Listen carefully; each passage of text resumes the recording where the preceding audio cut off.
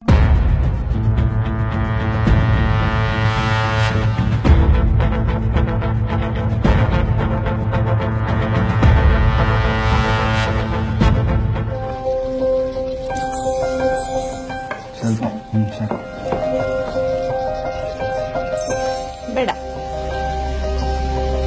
ನೀನ್ ತುಂಬಾ ಚೆನ್ನಾಗಿ ಅಡಿಗೆ ಮಾಡ್ತೀಯ ಕಣೆ. ನಾನೆಲ್ ಮಾಡ್ತೀನಿ ಆಂಟಿ, ಅಮ್ಮ ಮಾಡಿಟ್ಟು ಹೋಗ್ತಾರೆ. ಹೌದಾ? ಓ, ಸ್ವೀಟ್ ಕೊಡೋದಿಕ್ಕೆ ಮರ್ತಿದ್ದೆ, ತಗೋ.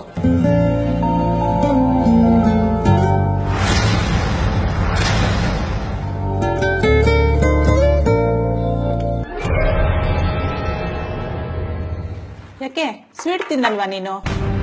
ನಮ್ಮನೇಲಿ ಗೋಹತ್ಯೆಯಿಂದ ಮಾಡುವ ಯಾವ ವಸ್ತುಗಳನ್ನು ಯೂಸ್ ಮಾಡೋದಿಲ್ಲ. ಗೋಹತ್ಯೆಗೂ ಸ್ವೀಟಿಗೂ ಏನ್ ಸಂಬಂಧ? ಸಂಬಂಧ ಇದೆ. ನಮ್ಮ ಬಾಯಿಗೆ ಸಿಹಿ ಕೊಡುವಂತಹ ಹಲವಾರು ಸ್ವೀಟ್ಸ್ ಗೋವಿನ ಜೀವನಕ್ಕೆ ಕಹಿ ಕೊಡುತ್ತೆ.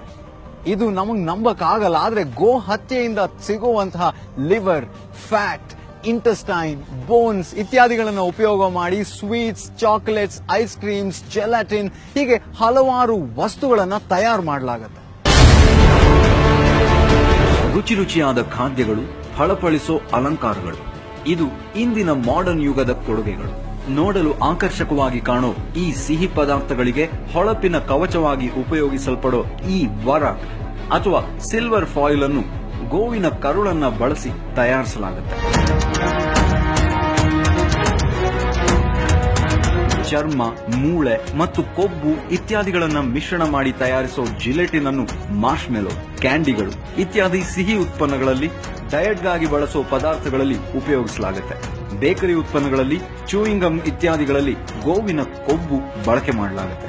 ಇನ್ನು ಗೋವಿನ ಕೊಬ್ಬನ್ನ ಬೆರೆಸಿ ಮಾಡಿದ ಕಲಬೆರಕೆ ತುಪ್ಪ ಮಾರುಕಟ್ಟೆಯಲ್ಲಿ ಅವ್ಯಾಹತವಾಗಿ ಮಾರಾಟಗೊಳ್ತಾ ಇದೆ.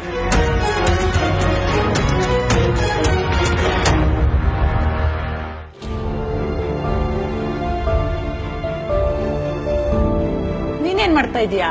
ಇದು ನೆಸಿತಾ ಇದ್ದೀನಿ.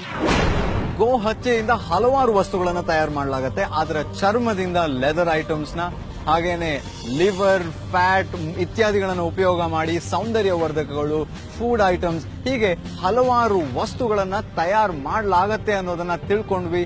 ಹಾಗೂ ನಾವು ಯಾಕೆ ಅದನ್ನು ಉಪಯೋಗ ಮಾಡಬಾರ್ದು ಹಾಗೂ ಅದಕ್ಕೆ ಆಲ್ಟರ್ನೇಟಿವ್ಸ್ ಏನು ಅನ್ನೋದನ್ನ ತಿಳ್ಕೊಳ್ಳೋದಕ್ಕೂ ಕೂಡ ಪ್ರಯತ್ನ ಮಾಡಿದ್ವಿ.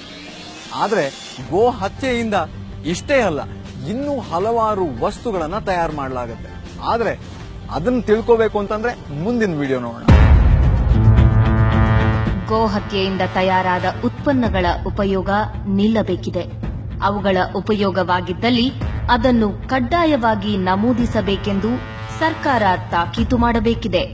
ನಮಗೆ ಗೊತ್ತಿಲ್ಲದೆ ಆ ಗೋಮಾತೆಯ ಹತ್ಯೆಯಲ್ಲಿ ನಾವು ಭಾಗಿಯಾಗಿದ್ದೇವೆ ಎನ್ನುವ ಸತ್ಯ ಇಂದು ನಿಮಗೆ ತಿಳಿದ ಮೇಲಾದರೂ ನೀವು ಕೂಡ ಈ ನಿಟ್ಟಿನಲ್ಲಿ ಕಾರ್ಯಪ್ರವೃತ್ತರಾಗಿ.